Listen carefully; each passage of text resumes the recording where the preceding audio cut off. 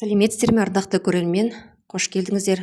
Бүгін сіздерге жүрекке жететін, әсер қалдыратын бір тағдырды баяндаймыз. Әңгімемізді соңына дейін тыңдаңыздар. Ал ендеше бастайық. Адамды сыртынан бағалау өте оңай. Біреу күліп жүрсе, оны бақытты деп ойлаймыз. Бірақ кейде ең әдемі күлкінің артында ең ауыр тағдыр жасырынып жатады. Бұл 3 баласы үшін өмірін құрбан еткен Гаухардың тағдыры. Гаухар мен Мақсат шаңырақ көтергенде бүкіл ауыл қызығып қараған еді. Екеуі де жас, армандары көп болатын. 1 жылдан кейін тұңғыштары дүниеге келді. Артынша тағы 2 бала өмірге келіп, шағын отбасы үлкен шаңыраққа айналды.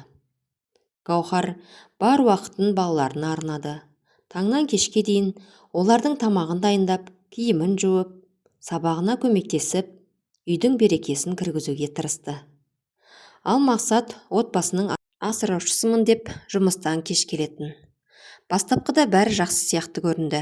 Бірақ бір күні Гаухар күйеуінің телефонынан бөтен әйелдің хабарламасын байқап қалды. Сені сағындым, қашан кездесеміз деген бір ауыз сөз оның бүкіл әлемін төңкеріп жіберді. Қолындағы телефоны дірілдеп кетті. Жоқ, бұл түс шығар, мен қателесіп тұрған шығармын деп өзін жұбатқысы келді. Алайда хаттардың жалғасын оқыған сайын жүрегі тілім болды. Мақсат басқа елмен әлде қашан кездесіп жүр екен. Сол түні Гаухар көз ілмеді. Жанында алаңсыз ұйықтап жатқан 3 баласына қарап отырып, үнсіз жылады. Таңертең ештеңе болмағандай дастархан жайды. Балалары анасының күлімдеп жүргенін көрді. Бірақ ешқайсысы оның түні бойы жастығын көз жасымен сулағанын білмеді. Кешке қарай Мақсат үйге кірді. Гаухар үндемей дастарханға шай қойды. Мақсат, саған бір сұрақ қояйыншы деді баяу ғана. Не болды? Сенің өміріңде менен басқа ел бар ма? Мақсат бір сәтке тосылып қалды. Бірақ артынша күліп жіберді. Не айтып тұрсың? Біреу саған бірдеңе айтып қойды ма? Жоқ, өз көзіммен көрдім. Үйдің іші үнсіз қалды. Бірнеше секундтан кейін ғана Мақсат ауыр күрсінді. Я, болды, бір рет қателестім. Осы бір ауыз сөз Гаухардың жүрегіне қанжардай қадалды. Ол айқайлаған жоқ, ұрысқан жоқ, тек көзінен аққан жасты сүртіп, неге деп қана сұрады. Мақсат басын төмен түсірді. Өзім де білмеймін. Сол күні Гаухардың жүрегі алғаш рет шын мәнінде сынды. Бірақ ол кетіп қалған жоқ. Себебі дәл сол сәтте бөлмеден кішкентай қызы жүгіріп шығып, анашым деп мойнына асыла кетті. Гаухар қызын құшақтап тұрып, іштей, мен шыдаймын, балаларым әкесіз өспесін деп өзіне сөз берді. Алайда ол шешімнің өз өмірінен біртіндеп жалмайтынын әлі білген жоқ. Сол күннен кейін Мақсат бірер апта үйіне ертерек келіп жүрді. Гаухар да бәрі түзелетін шығар деп үміттенді. Бірақ бұл тыныштық ұзаққа созылмады. Бір күні кешке Мақсат достармен отырамын деп, келемін деп шығып кетті. Түнгі 12 болды, 1 болды, 2 болды, есік ашылмады. Гаухар телефон соқты. Телефоны өшірулі. Таң ата бере Мақсат үйге кірді. Үстінен бейтаныс әйелдің иіссуының иісі аңқып тұрды. Гаухар бәрін түсінді. Қайда болдың? Деді де көзіне тікке қарап. Жұмыста болдым. Өтірік айтпа. Мақсат үндемеді. Сол үнсіздік бәрін айтып тұр еді. Гаухардың көзінен жас ыршып кетті. Мен саған не жетпедім? Үйіңді күттім, балаларыңды өсірдім, саған адал болдым.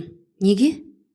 Мақсат ашуланып, болды енді, үлкейтіп жібердің деп дауысын көтерді.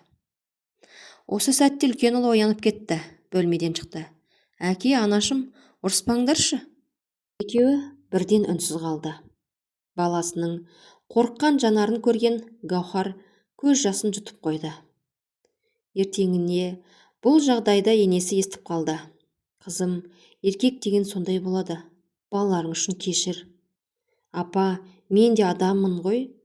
Шыда, 3 балаң бар. Ажырассаң ертең кімге керексің? Көп ұзамай ауылдың үлкен әйелдері де келді. Бірі, бізде талай нәрсені көрдік. Ер адамның соңынан аңдып жүрсең, отбасы болмайды деді. Екіншісі, ер адам түзде жүреді. Ең бастысы үйіне оралса болды. Үшіншісі шықты, балаларың жетім болмасын, кешіре сал оны.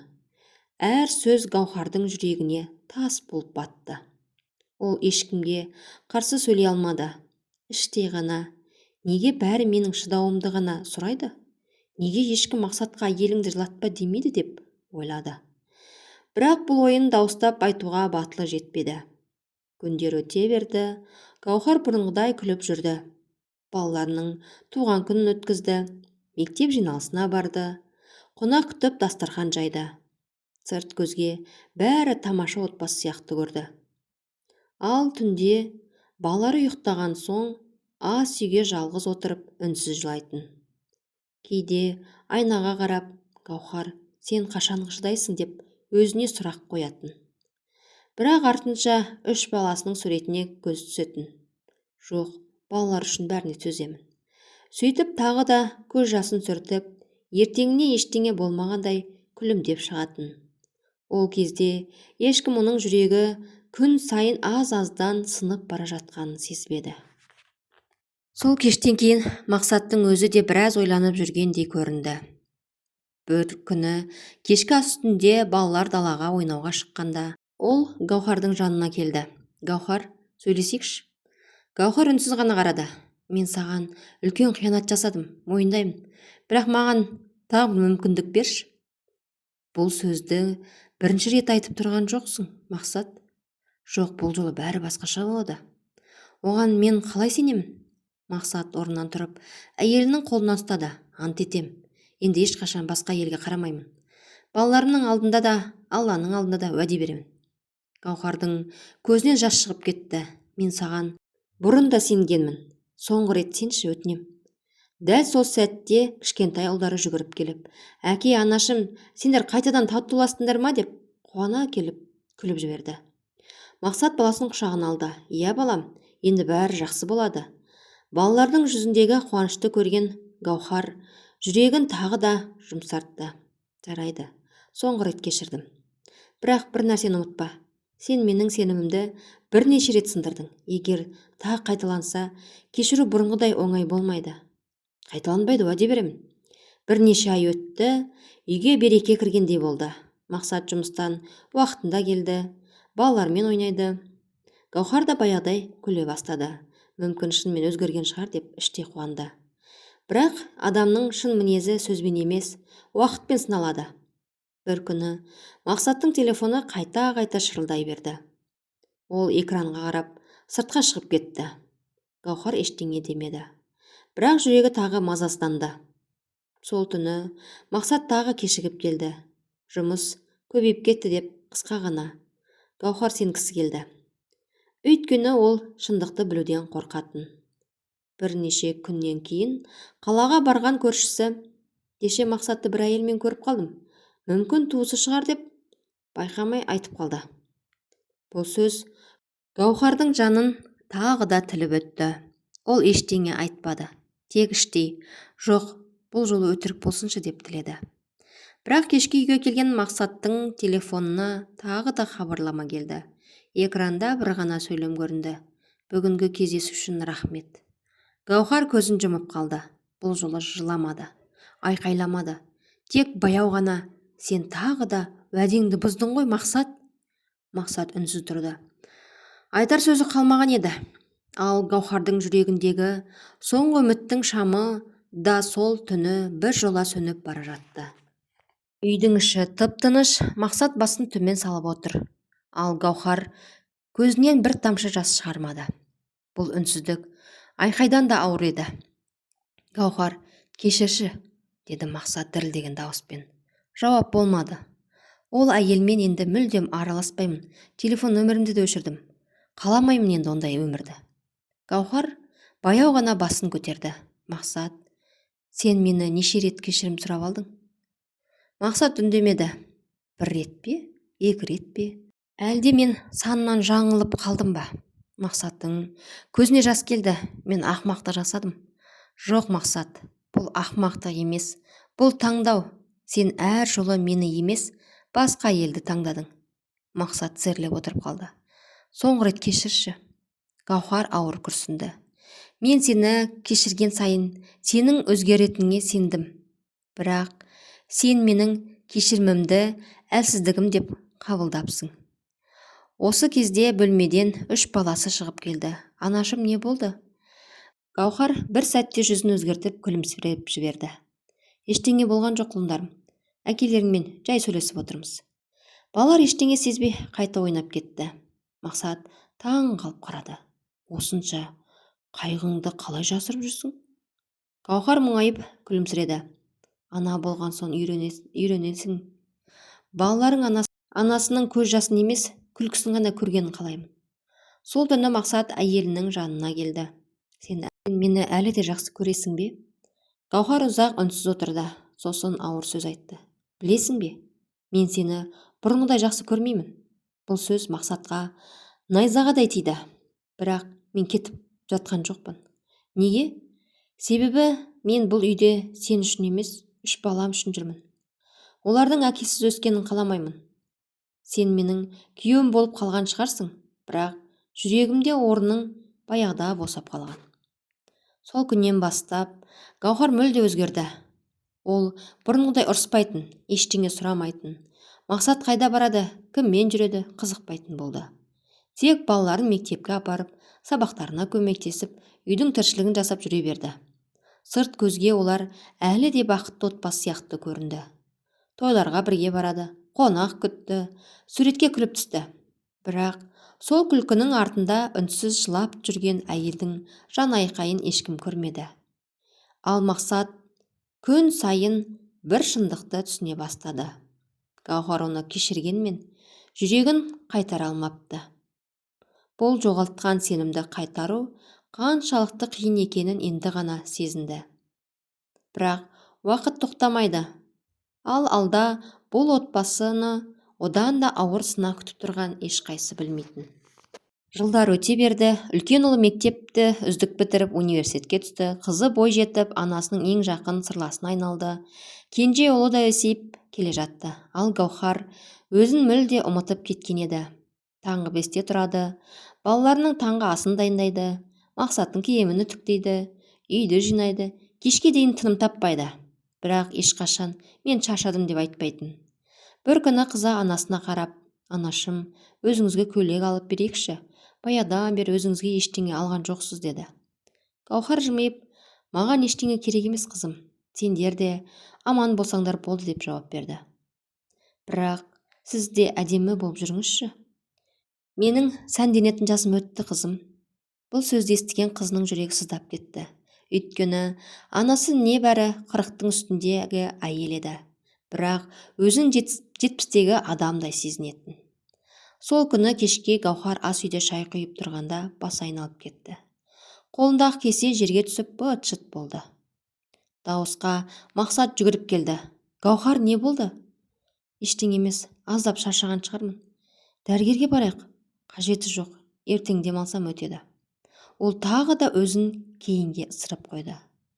Бірнеше аптадан кейін ішінің төменгі жағы жиі ауыра бастады. Кейде белі сырқырайтын, бірақ ол ауырсынуды ешкімге білдірмеді.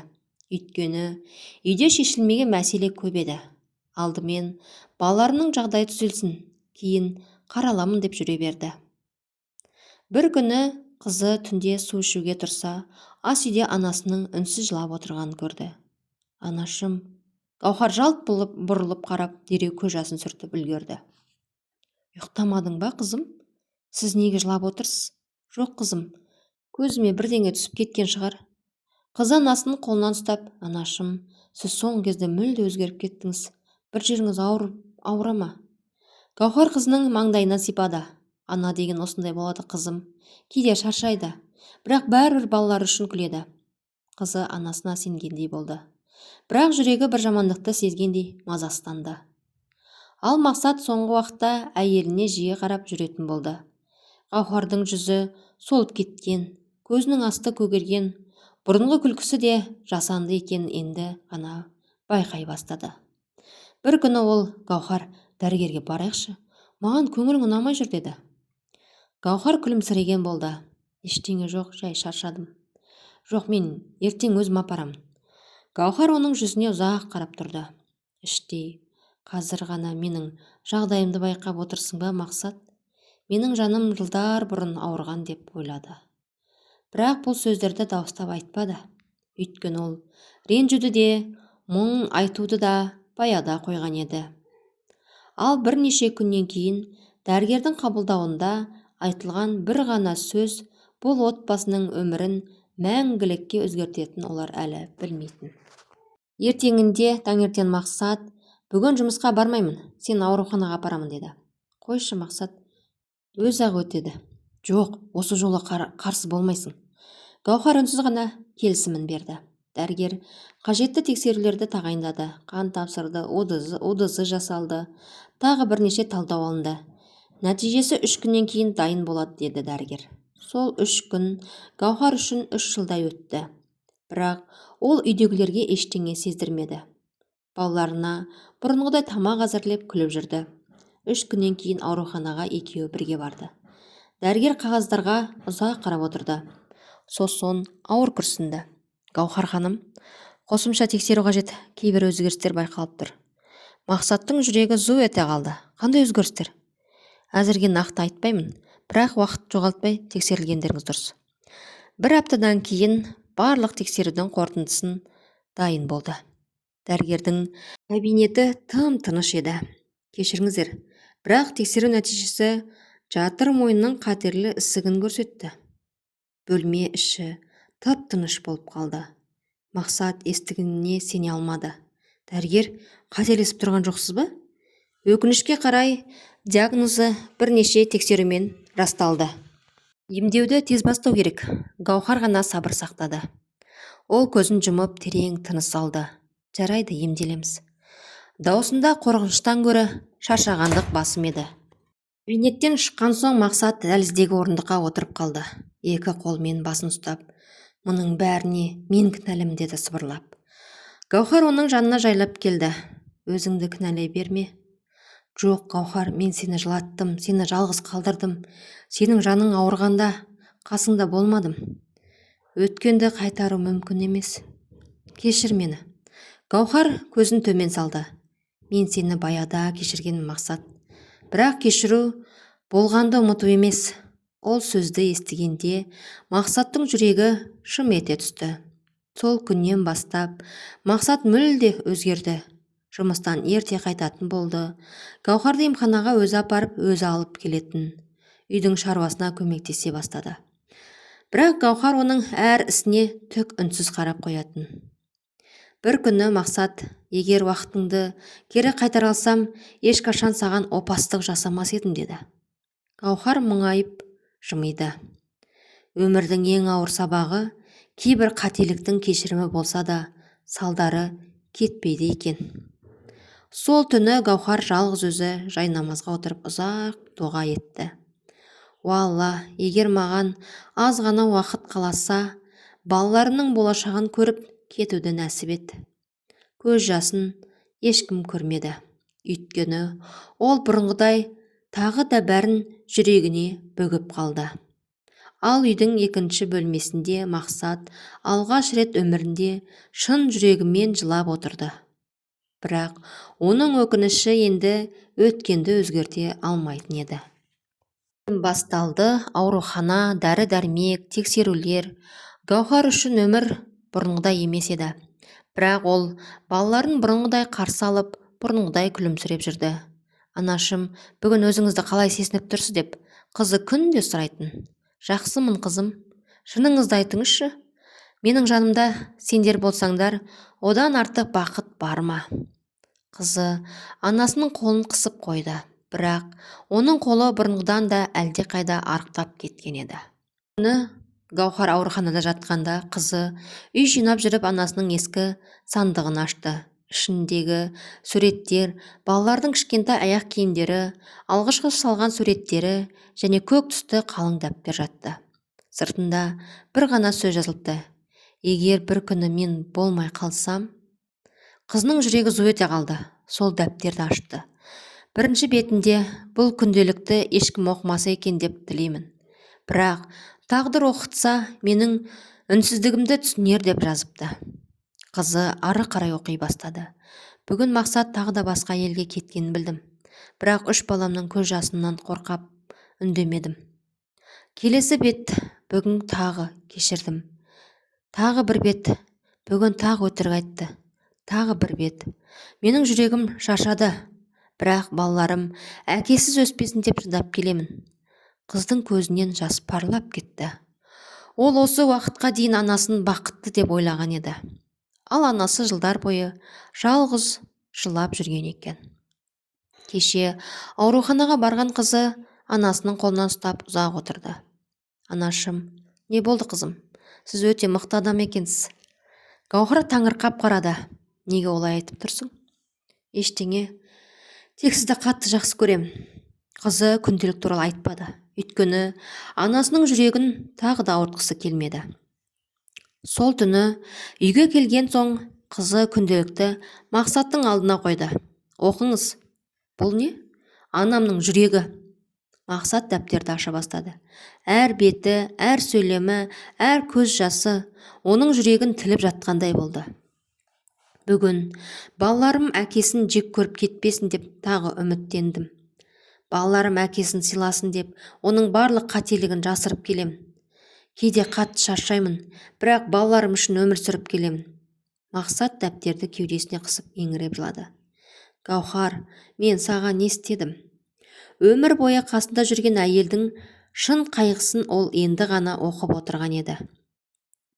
Ал Гаухар болса, бірде-бір рет өзін ақтап сөйлемеген. Бірде-бір рет балаларын әкесіне қарсы қоймаған. Өзінің бар қайғысын сол дәптерге ғана айтып кеткен еді. Мақсат сол түні таң атқанша ұйықтай алмады. Өйткені ол өмірде алғаш рет әйелінің қаншалықты үлкен жүректі адам болғанын кеш түсінді. Күн өткен сайын Гаухардың жағдайы ауырлай берді. Бір кездері үйдің берекесі болған әйелдің жүзі солып, дауысы да бәсеңдеп қалған еді.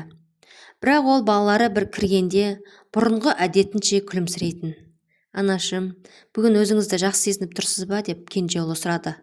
Әлбетте құлыным, сендердің күлкілеріңді көрсем өзімді жақсы сезінемін.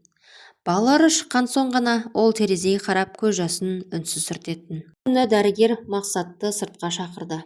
Жағдай қалай, дәрігер? Дәрігер ауыр күрсінді. Біз қолдан келген бәрін жасап жатырмыз. Бірақ ауру асқынып кеткен. Енді әр күніңізді бағалаңыз. Мақсаттың аяғы қалтырап кетті. Жоқ, олай демеңізші. Қасында көбірек болыңыз. Мақсат қабырғаға сүйеніп үнсіз жылады. Ол дәл сол сәтте бүкіл дүниесін беріп болса да уақытты артқа қайтарғысы келді. Бірақ өмір ешқашан кері жүрмейді. Кешке қарай палатада екеуі ғана қалды. Мақсат Гаухардың қолынан ұстап отырды. Гаухар, иә, маған қарашы. Гаухар баяу ғана жүзін бұрды. Мен саған өмірімде көрмеген азапты көрсеттім. Сен адал болдың. Ал мен сенің қадіріңді тірі күніңде білмедім. Гаухар үнсіз тыңдап отырды. Егер тағы бір мүмкіндік берілсе, саған қайта үйленер едім. Сені ешқашан жылатпас едім. Басқа ешкімге қарамас едім. Өтінемін, мені кешірші. Гаухардың жанарына жас толды. Мақсат, мен сені баяғыда кешіргенмін. Өйткені жүрегімде өшпенділікпен өмір сүргім келмеді. Бірақ бір нәрсені ұмытпа. Әйелдің кешіргені оның ауырмағанын білдірмейді. Әйелдің күлгені оның бақытты екенін білдірмейді. Кейде әйел бәрін ішіне жұтып үнсіз өмір сүре береді. Мақсат еңіреп жылады. Мен саған бақыт сыйлай алмадым. Жоқ, сен маған 3 керемет бала сыйладың. Солар менің өмірімнің ең үлкен бақыты. Бір ғана өтінішім бар. Айтшы, балаларымызды ешқашан жалғыз қалдырма. Қызымызды құрметте. Ұлдарымызға әйелді сыйлауды үйрет. Олар сенің қателігіңді қайталамасын. Мақсат басын изеді. Уәде беремін. Есіктің сыртында қызы бәрін естіп тұрды. Көзінен жас тоқтар емес. Ол дәл осы сәтте анасының қандай ұлы жүректі адам болғанын тағы бір рет түсінді. Ал Гаухар терезеден сыртқа қарап іштей дұға оқып отырды. Ол өзінің кететін күні жақындап қалғанын сезгендей еді. Таң ата аурухана дәлізі бұрынғыдан да тыныш еді. Палатада Гаухар көзін баяу ашты. Төсегінің жанында 3 баласы мен Мақсат тұр екен. Балаларым, бәрін келдіңдер ме деп әлсіз дауыспен. Я анашым деп қызы қолын қысты. Гаухар алдымен үлкен ұлына қарады.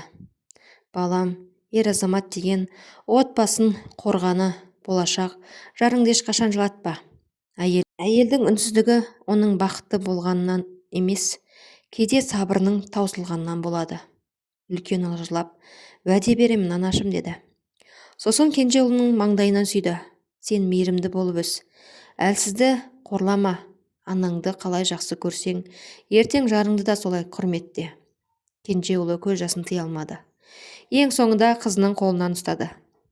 Қызым, я анашым, ешқашан өзіңді жоғалтпа. Бәріне төзуге міндетті емес, өзіңді де қадірлей біл. Қызы еңіреп жылады. Анашым, мұндай сөз айтпаңызшы. Сіз әлі жазыласыз. Гаухар қызының бетін сипады. Егер мен болмасам да, жүрегім сендермен бірге болады. Мақсат палатаға бұрышында үнсіз тұрды. Оның Гаухарға қарайтын беті жоқ еді. Гаухар өзі шақырды. Мақсат, бері келші. Ол жақындап әйелінің қолынан ұстай бергенде, қолының мұздап қалғанын сезді. Балаларымызды саған аманат еттім. Екеуміз бірге тәрбиелейміз. Сен өзің де қасымызда боласың. Гаухар жай ғана жымиып қойды. Егер мен кетсем, өзіңді кешіре біл. Бірақ өткен қателігіңді ешқашан ұмытпа. Сол қателік сені жақсы адам етсін. Мақсат көз жасына ерік берді. Мен сені жақсы көремін, Гаухар. Гаухар баяу ғана, осы сөзді жиі айтқаныңда ғой. Бұл оның Мақсатқа айтқан соңғы сөзі болды. Көп ұзамай аппараттың үні өзгере бастады. Дәрігерлер жүгіріп кірді. Балаларды сыртқа шығарды. Мақсат есік алдында тізерлеп отырып, жоқ, Гаухар, мені жалғыз қалдырмашы деп еңіреп жатты. Бірнеше минуттан кейін дәрігер сыртқа шықты. Басын төмен түсіріп, көңіл айтамын деді. Сол сәтте 3 баланың дүниесі төңкеріліп түсті. Жерлеу рәсімі өтті. Ауыл халқы неткен сабырлы, неткен ақ көңіл әйел еді деп көздеріне жас алды.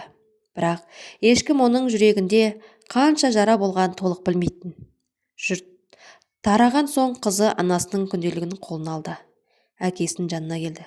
Әке, қызым, анам сізді соңына дейін жамандамай кетті. Сізді әкемізден айырмады. Бірақ мен бір нәрсені ұмытпаймын. Мақсат үнсіз тыңдап тұрды. Анамды аурухана алып кеткен жоқ. Оның жылдар бойы үнсіз төккен көз жасы, сынған сенімі де, ішіне бүккен қайғысы да оны әбден әлсіретті. Сізден бір ғана өтінішім бар. Енді ешқашан ешбір әйелдің жүрегін жараламаңыз. Мақсат басын төмен салып үнсіз жылады. Ол жауап бере алмады. Өйткені қызының әр сөзін жүрегіне оқтай қадалып жатқан еді. Бірнеше айлар өтті. Гаухарсыз өткен әр күн Мақсат үшін ауыр сынаққа айналды. Үйдің іші сол баяғыдай, бірақ бір ғана жан жетіспейтін. Таңертең ас үйге кірген сайын Гаухардың шай құйып жүрген бейнесі көз алдына келетін. Кешке балалардың күлкісін естігенде жүрегі шым ететін. Өйткені сол күлкінің арасында олардың аналары жоқ еді. Мақсат енді бұрынғы адам емес еді. Балаларына бар мейірімін төгіп, олардың әр қуанышы мен қайғысына ортақ болды. Бірақ қанша жақсы әке болуға тырысса да, бір нәрсені қайтара алмайтын жақсы білді. Ол Гаухардың өмірі. Үлкен ұлы ержетіп үйленетін күнде келді. Неке қию рәсімінен кейін ол жас келіншегінің қолынан ұстап, мен анама берген уәдемді ешқашан ұмытпаймын. Сені ешқашан жалғызсыратпаймын деді. Мақсат оны сөздерін естігенде көзіне жас парлап кетті. Кенже ұлы дәрігер мамандығын таңдады. Анам сияқты аналарды аман алып қалғым келеді дейтін ол. Ал қыз әйелдерге психологиялық қолдау көрсететін орталыққа еңбек етті. ешбір әйел үнсіз жыламасын деген сөз оның өмірлік ұстанымына айналды. Күні 3 баласы анасының қабіріне келді. Қолдарына ақ гүл ұстап тұр. Қызы күлімсіреп, анашым, біз сіздің аманатыңызды орындап келеміз. Біз жақсы адам болуға тырыстық. Сіз үйреткен мейіріммен бізбен бірге өмір сүріп келеді, деді. Самал жел ақырын ғана соғып өтті. Бейне бір ана жүрегі балаларын алыстан құшағына басқандай еді. Сәл әріректе Мақсат үнсіз тұрды. Шашына ақ кірген, жүзіне уақыттың ізі түскен. Ол қабірге жақындап баяу ғана сыбырлады. Гаухар, мен сенен кешірім сұраған сайын, өкінішім одан сайын ауырлай береді. Бірақ сені сүйгенімді өмірімнің ең соңғы күннен дейін айтып өтем. Жауап болмады. Тек үнсіздік. Кешірімдер қабылданса да, уақыт ешқашан кері қайтпайды. Құрметті көрермен, бұл оқиға бізге бір ғана шындықты еске салды. Жақсы көретініңізді ертең емес, бүгін айтыңыз. Кешірімді кеш болмай тұрғанда сұраңыз. Жақын адамдарыңыздың қадірін ол қасыңызда жүргенде біліңіз. Өйткені өкініш адамды өмір бойы соңына қалдырмайтын ең ауыр жүк. Егер бұл оқиға жүрегіңізге жетсе, ата-анаңыздың, жарыңыздың, балаларыңызды бүгін құшақтап, мен сені жақсы көремін деп айтуға себеп болсын. Өмірдің ең үлкен байлығы сүйіспеншілік пен сыйластық. Баршаңыздың отбасыларыңыз аман, шаңырақтарыңыз шаттыққа толы болсын. Құрметті көрермен, сіз қалай ойлайсыз? Ер адамның қателігін балалар үшін қайта-қайта кешіріп жүре беру дұрыс па? Әлде сенім бір рет сынғаннан кейін өз бақытыңды таңдау керек пе? Пікіріңізді төменге міндетті түрде жазыңыз. Біреудің жазған ойы басқа бір отбасыға дұрыс шешім қабылдауға себеп болуы мүмкін. Шаңырақта сыйластық, сенім мен мейірім ешқашан азаймасын. Ешбір әйел үнсіз жыламасын. Ешбір ер адам кеш қалған өкініштің азабын тартпасын. Жақындарыңыздың қадірін олар қасыңызда жүргенде біліңіздер. Бір-біріңізге жылы сөз айтып, сүйіспеншіліктеріңізді жасырмай білдіріңіздер. Алла әр отбасыға береке, бақ пен береке, ұзақ ғұмыр, денсаулық және баянды бақыт нәсіп етсін. Аман есен жүздескенше сау саламатта болыңыздар.